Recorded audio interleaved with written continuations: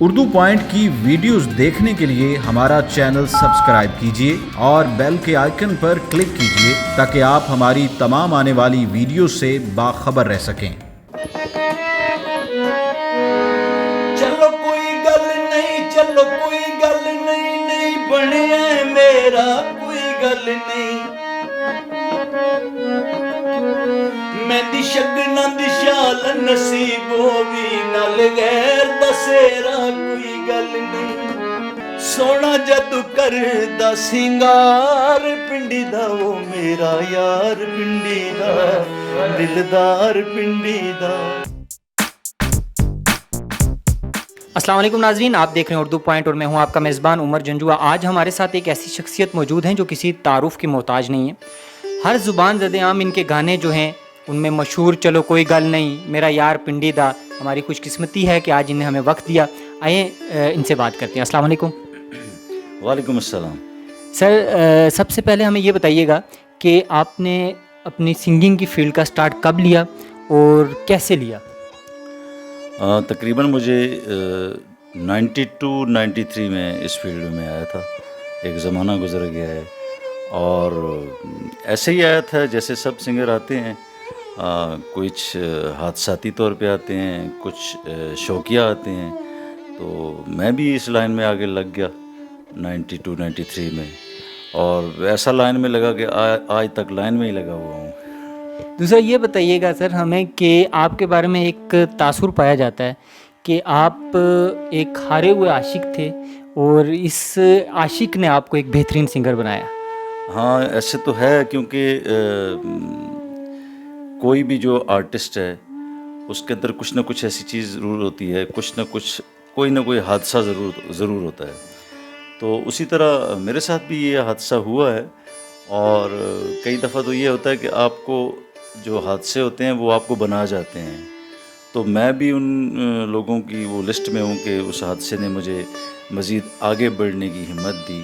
میں ایسا نہیں ہوا کہ میں پیچھے چلا گیا، میں اپنے وہ اس سلسلے میں لگا رہا، اور پھر اللہ تعالیٰ کا کرم ہوا کہ ساتھ ساتھ اللہ نے کرم یہ کیا کہ مجھے ایک اللہ تعالیٰ نے کامیابی دی اس اپنی فیلڈ میں۔ جو میرا البم آیا تھا چلو کوئی گل نہیں، یہ میرے والیوم 80 کا البم تھا۔ اس سے پہلے 79 البم میرے ریلیز ہو چکے تھے، لیکن ٹھیک چل رہے تھے، لیکن وہ بات نہیں تھی جو اس میں آگے بنی۔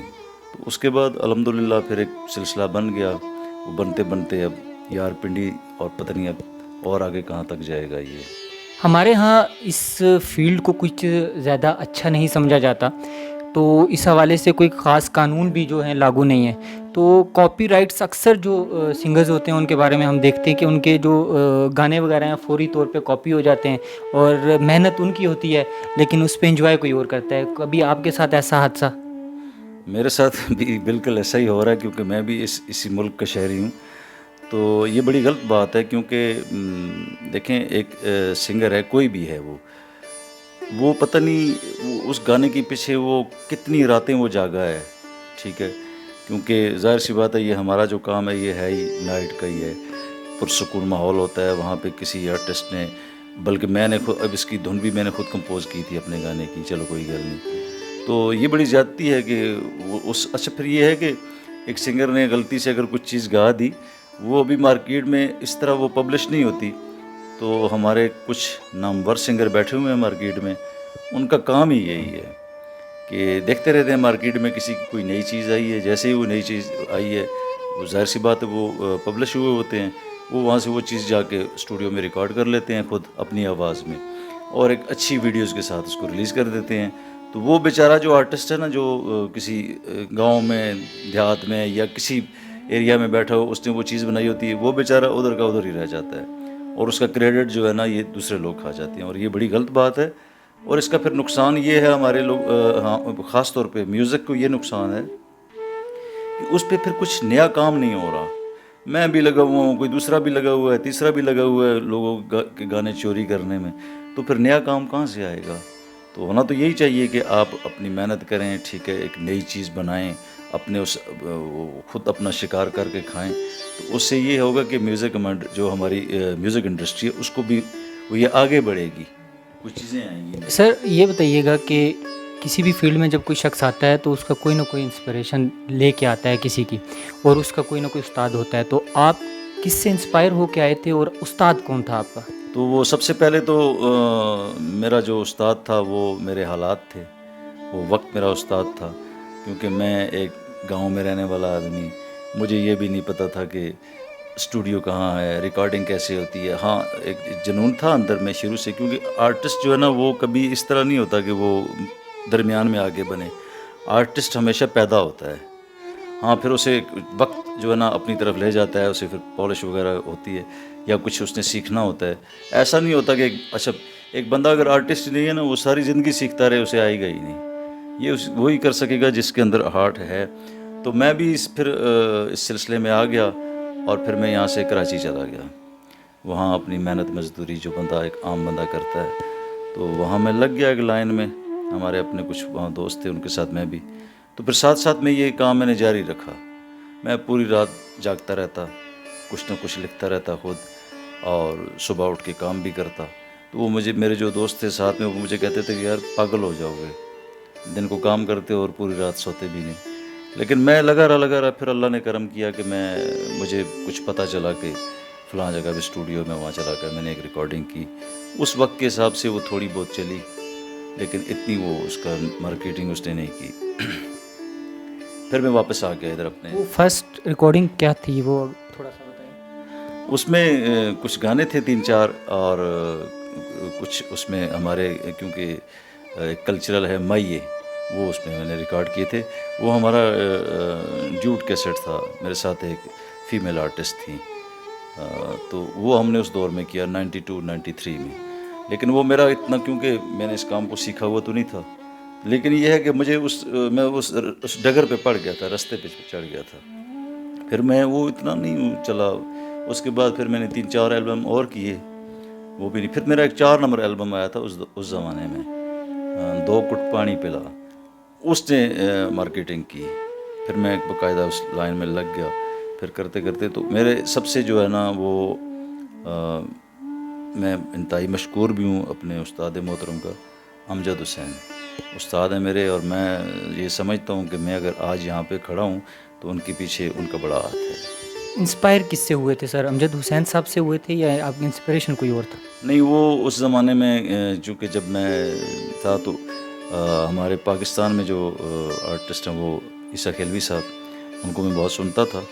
اور پھر ہمارے پڑوسی ملک میں لتا جی کو میں نے بہت سنا ہے، کیونکہ میرے والد صاحب بھی وہ لتا جی کو سنتے تھے. تو پھر میری ادھر بھی روٹین چلی گئی، اور لتا جی ایک بہت بڑا نام ہے. اچھا، والد صاحب آپ لوگوں سے چھپ چھپا کے سنتے تھے، جیسے آپ نے بتایا کہ وہ ایک مذہبی ایک گھرانہ تھا. میری والدہ کا جو گھرانہ ہے وہ مذہبی تھا. والد صاحب جو ہے نا وہ سنتے رہتے تھے. جی سر، یہ بتائیے گا کہ حکومت کی طرف سے ایک جو آپ لوگوں کا ایک شعبہ ہے، اس کے جو حکومتی اقدامات ہیں وہ یعنی ٹھیک ہیں، آپ مطمئن ہیں ان سے؟ حکومتی اقدامات تو بالکل نہ ہونے کے برابر ہیں. بس پتہ نہیں اللہ کی طرف سے یہ چل رہی ہے، اور بالکل اس طرح کا کوئی پلیٹ فارم نہیں ہے. بالکل اچھا، ہاں ایک بندہ ہے نا، نیا بندہ ہے، سب سے پہلے تو اسے یہ نہیں پتہ ہوتا کہ میں جاؤں کہاں. ہمارے پاس بالکل پلیٹ فارم نہیں ہے. اگر کچھ ہیں اگر ادارے 1-2 تو وہاں پہ خرد برد کر کے لوگ بس اپنا وہ کر رہے ہیں، وہاں پہ کام کوئی نہیں ہو رہا.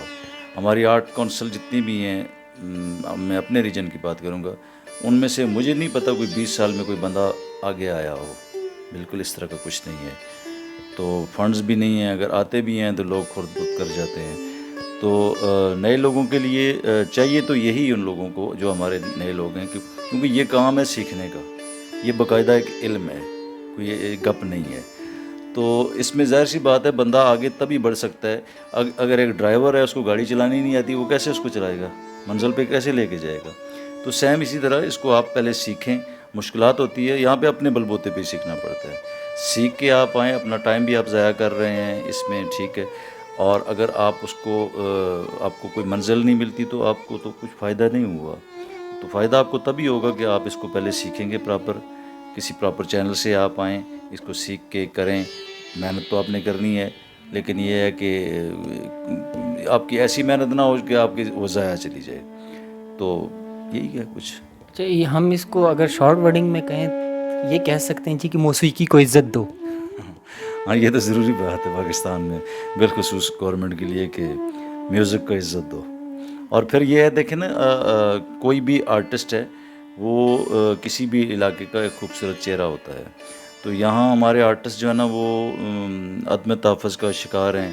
अब मिसाल के तौर पे जो नामवर आर्टिस्ट हैं, कुछ उन्हें तो कोई प्रॉब्लम नहीं, आम बंदे को तो रात को हमारे आर्टिस्ट वगैरह कई दफ़ा शो वगैरह करके आते हैं, उन्हें नाके वाले ही नहीं छोड़ते बेचारों को, 3-3 घंटे उधर उनको खड़ा किया होता है। तो यहाँ हमारे मुल्क में आर्टिस्ट की वो वैल्यूज़ नहीं है जो होनी चाहिए। जी नईम साहब, इस वक्त आपको आपके जो फ़ैन हैं वो देख रहे हैं, तो कौन सा सॉन्ग जो है आप उनको डेडिकेट करना चाहेंगे?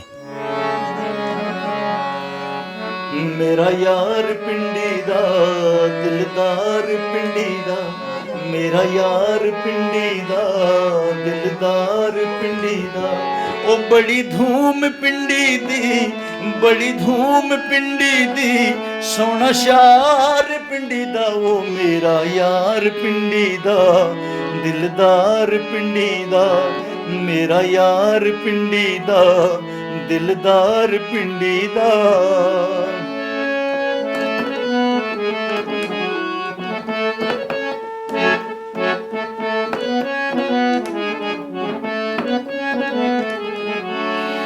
दिल मोलैंदा जदू कदम उठांदा है, मट्ठी मट्ठी अग मेरे सीने विच लांदा है।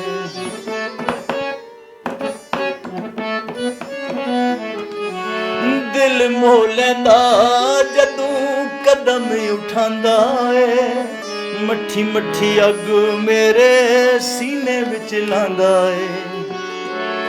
मेरा माई सोना, मेरा माई सोना मन ठार पिंडी दा, ओ मेरा यार पिंडी दा दिलदार पिंडी दा, मेरा यार पिंडी दा दिलदार पिंडी दा।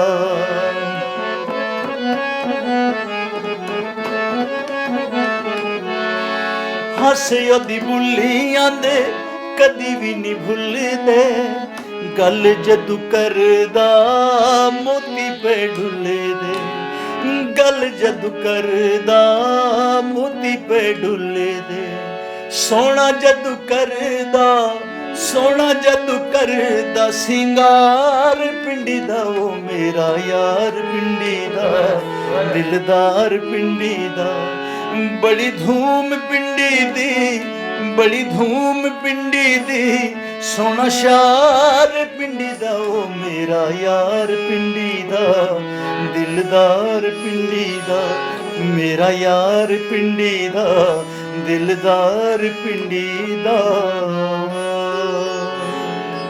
जी ज़बरदस्त सर, बहुत शुक्रिया।